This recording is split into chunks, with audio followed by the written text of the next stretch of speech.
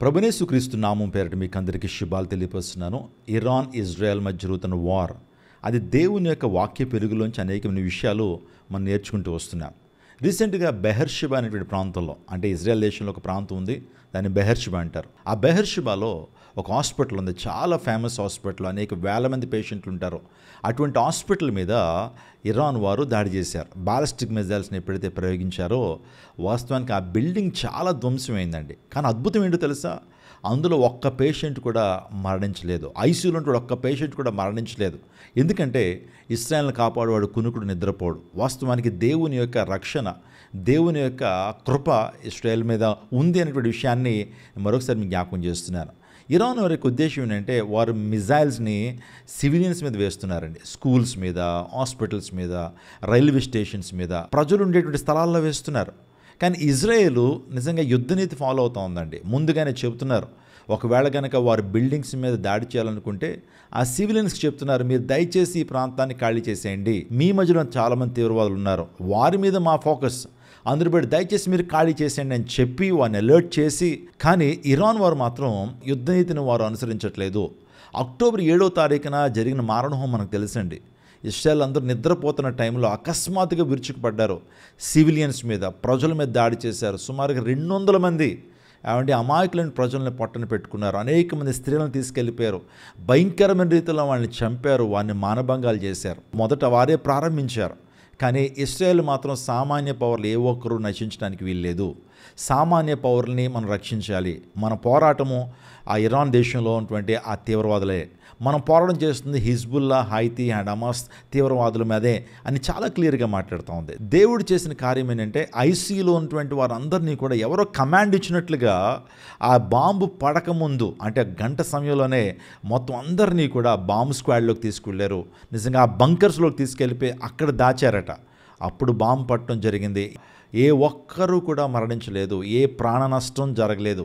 ఆస్తి నష్టం అయితే జరిగింది, కానీ ఏ ప్రాణ నష్టం జరగలేదు.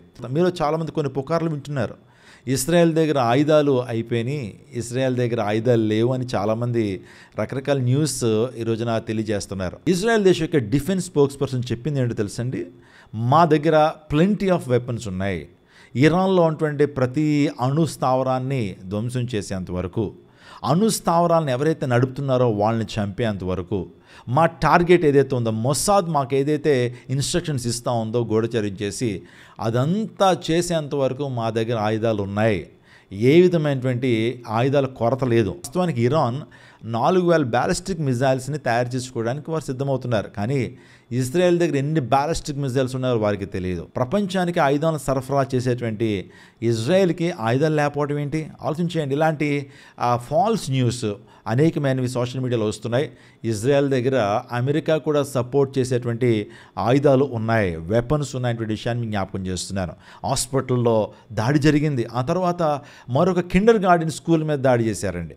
సో చిన్న పిల్లల మీద దాడి చేయడానికి ఇరాన్ వారు ముందుకు వస్తే అక్కడ కూడా దేవుడు గొప్ప కార్యం చేశాడు. ఆ స్కూల్లో ఏ స్టూడెంట్, ఏ చిన్న పిల్లవాడు కూడా మరణించకుండా దేవుడు ఆ యొక్క స్కూల్ని కాపాడాడు. నిజంగా దేవుని యొక్క దృష్టి ఇజ్రాయెల్ మీద ఉంది.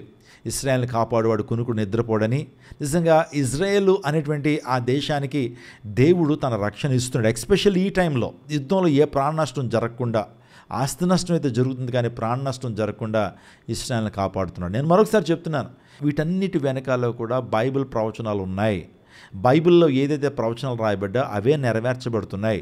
ఇశ్రాయేలు విజయాన్ని సాధిస్తుంది. ఇంకో మాట నేను చెప్పనివ్వండి, ఈ యుద్ధంలో అమెరికా ప్రత్యక్షంగా పాల్గొంటుంది. ఈరోజున యూరప్ కూడా, అంటే యూకే కూడా ప్రత్యక్షంగా పాల్గొంటుంది. వాటి యొక్క వార్షిప్స్ని ఆల్రెడీ బయటికి తీసుకురావడం జరిగిందండి. గల్ఫ్లోకి వాటి యొక్క వార్షిప్స్ తీసుకొస్తూ ఉన్నారు. ఇజ్రాయెల్కి సహాయం చేయాలని యూకే సిద్ధమవుతూ ఉంది. ఆల్రెడీ యుఎస్ ముందుకు వచ్చేసింది. ఇంకా మరికొన్ని దేశాలు ఇజ్రాయెల్కి సహాయం చేయడానికి ముందుకు వస్తుంటే, ఇరాన్కి సహాయం చేయడానికి ఉత్తర కొరియా అది సిద్ధమవుతూ ఉంది. ఆ తర్వాత రష్యా సిద్ధమవుతూ ఉంది, పాకిస్తాన్ సిద్ధమవుతూ ఉంది. ఇలాంటి దేశాలు వస్తున్నాయి. మనం జాగ్రత్తగా ఆలోచన చేయాలి. ఈ యుద్ధం 3వ ప్రపంచ యుద్ధానికి దారితీస్తుందేమో అని చాలామంది విశ్లేషకులు భావిస్తున్నారు. ఎందుకంటే చాలా దేశాలు, వీరిని సపోర్ట్ చేసేటువంటి దేశాలు కొన్ని, ఆ తర్వాత ఇరాన్ సపోర్ట్ చేసేటువంటి దేశాలు మరికొన్నిగా మారుతూ ఉన్నాయి. ఉత్తర కొరియా కూడా ఈ రోజున యుద్ధంలోకి వచ్చేస్తుంది. పాకిస్తాన్ ఆల్రెడీ వారేయో ప్రగల్భాలు పలుకుతున్నారు. ఆ తర్వాత ఆల్రెడీ రష్యా ఇరాన్కి తోడుగా ఉందని చెప్తుంది. ఇలా చెప్పుకుంటూ పోతే మూడో ప్రపంచ యుద్ధం కారణం కావచ్చని భావిస్తున్నారు. యుద్ధ సమయంలో అమెరికన్ అంబాసిడర్గా న్యూగా అపాయింట్ అయినటువంటి వ్యక్తి మైక్ అకావి. ఈయన ఒక ప్రత్యేకమైన లెటర్ రాశాడండి బెంజమిన్ నెతన్యాహు గారికి. ఏమనంటే, మీరు దేవుని నుంచి డైరెక్షన్ పొందుకోనండి. ఒక లెటర్లో రాసిన ప్రాముఖ్యమైన విషయం ఏంటంటే, మీరు దేవుని నుంచి డైరెక్షన్ పొందుకోనండి. మనుషుల మాట మీరు వినద్దు, కానీ దేవుడే మీకు డైరెక్షన్ ఇస్తాడు. ఆయన ఏం చెప్పాడో అది చేయండి అని ఒక మెసేజ్ని, ఒక లేఖను బెంజమిన్ నెతన్యాహుకి ఇచ్చినట్లుగా మనం చూస్తూ ఉంటాం. ఆలోచన చేయండి, ఏదైనా ఇస్రాయేల్ ఏదైనా చేస్తుందంటే దేవుని యొక్క ఆలోచనతోనే. సో ఈ వ్యక్తి కూడా చెప్తున్నాడు, దేవుని మీద ఆధారపడండి, సర్వశక్తుని మీద ఆధారపడండి, ఆయన నుంచి ఒక మెసేజ్ పొందుకోనండి. ఆయన నుంచి వచ్చే మెసేజే మీకు విజయాన్ని ఇస్తుంది. నిజంగా దేవుని యొక్క దక్షిణ హస్తం మనకు విజయాన్ని ఇస్తుందండి.